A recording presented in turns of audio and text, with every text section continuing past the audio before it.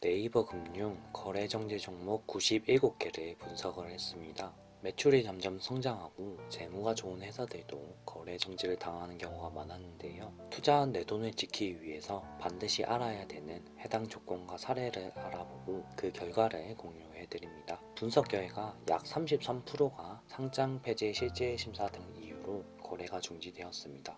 이외에도 상패 사유나 투자자 보호 이유로 중지가 되었는데 이 조건에 대해서 자세히 알아봤습니다. 한국거래소에 의하면 상장 폐지 기준은 약 13가지였습니다. 첫 번째는 정기보고서 미제출입니다. 법인은 사업보고서를 제출해야 하는 의무가 있습니다. 이때 관리종목 지정 후 법정 제출 기한으로부터 10일 이내로 제출하지 않으면 불성실 공시법인으로 지정이 됩니다. 이때 상장 폐지 사유가 될 수 있습니다. 두 번째는 감사인 의견 미달입니다. 외부 감사를 하는 회계사가 부적정 의견 거절로 판단한 경우 상장 폐지 사유가 됩니다. 그리고 2년 연속 제한 한정일 경우 마찬가지입니다. 제한 한정이라는 건 감사 의견을 형성하는 데 필요한 합리적 증거를 못 얻었거나 재무제표에 왜곡된 표시가 있다는 뜻입니다. 그래서 2년 연속 제한 한정일 경우 상장 폐지 사유가 될 수 있습니다. 세 번째는 자본 잠식입니다. 자본 총계가 자본 납입금보다 더 작아질 경우 상폐 기준이 적용됩니다. 네 번째는 주식 분산 미달입니다. 일반 주주수가 200명 미만이거나 지분율 2년 연속 5% 미만이면 상장 폐지가 될 수 있습니다.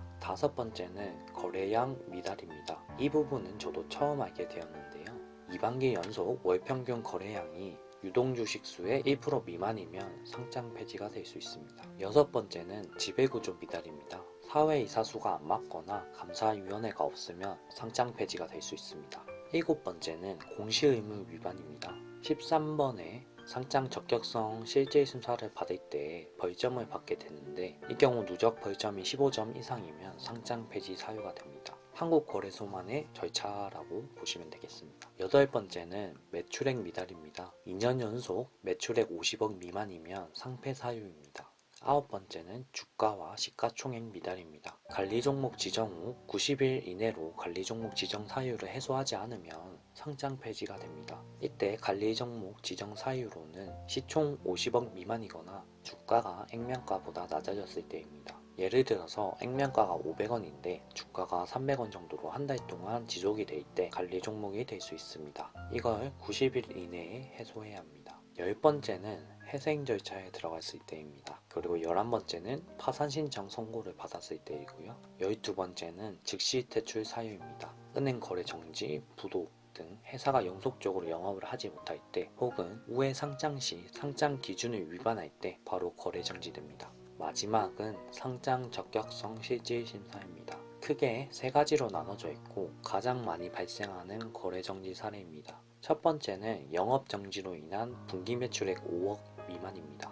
5억 미만이라면 회사 매출이 점점 작아져 비즈니스가 망가졌다고 판단하는 것 같습니다. 두 번째는 허위 기재입니다. 투자자에게 중대하게 영향을 줄 만한 정보를 허위로 기록한 경우 상장 적격성 실질심사 사유에 해당됩니다. 세 번째는 기업 상태 판단입니다. 기업이 실질적으로 계속성을 인정받느냐 등을 종합적으로 고려해서 상패가 필요하다고 인정되는 경우 해당 사유에 포함이 됩니다. 특히 6가지 세부 기준이 있었는데요. 1번과 2번 같은 상패 사례가 많으니 유의있게 살펴보시면 좋습니다. 특히 액면 분할이나 유상 증자가 상패를 피하기 위한 수단으로 사용되는 경우가 있습니다. 그리고 횡령이나 배임인 경우입니다. 재무가 좋은 회사에서도 횡령이나 배임이 발생하는데요. 그 사례를 소개합니다. 첫 번째 사례는 세원물산입니다. 대기업의 차종을 양산 납품하는 회사였는데 주가가 최고 15,000원까지 갔던 주식입니다. 재무도 좋습니다. 18년 800억, 19년 1100억, 20년 1500억 매출 성장만 봤을 때 투자자들이 충분히 매력적으로 느낄 수 있는 재무제표입니다. 그런데 지금은 4천억대 업무상 배임 혐의로 거래 정지 상태입니다. 경영진과 임직원을 왜 중요하게 봐야 되는지 알 수 있는 사례입니다. 두 번째는 인피니티 NT입니다. 원래 포비스티 NC라는 회사명이었고요. 주된 영업이 정지되어 거래 정지된 사례에 해당합니다. 소프트웨어를 유통하는 회사인데 오도비 시스템즈 국내 총판권이 영업 정지가 되면서 종속 회사였던 디모아로 이관되었다고 공시를 했었습니다. 매출이 연결 재무제표 기준으로 200억이 넘는 회사인데 포비스 NC 어도비 총판 주된 수익이 19년 당시에 46억 중 31억으로 약 67%에 해당합니다. 저걸 빼보면 14억, 15억 정도가 되죠. 코스닥 상패 요건이 매출액 50억 미만이면 상장 폐지 실질 사유에 해당해서 영업 정지가 되면서 거래 정지가 된 것이죠. 그래서 영업권을 잃어버려도 거래 정지가 된다니 상당히 무섭습니다. 그래서 투자 전에 이러한 조건들을 필수로 알아야 합니다. 오늘은 13가지 거래 정지 사유에 대해서 살펴봤습니다. 도움이 되셨다면 좋겠습니다.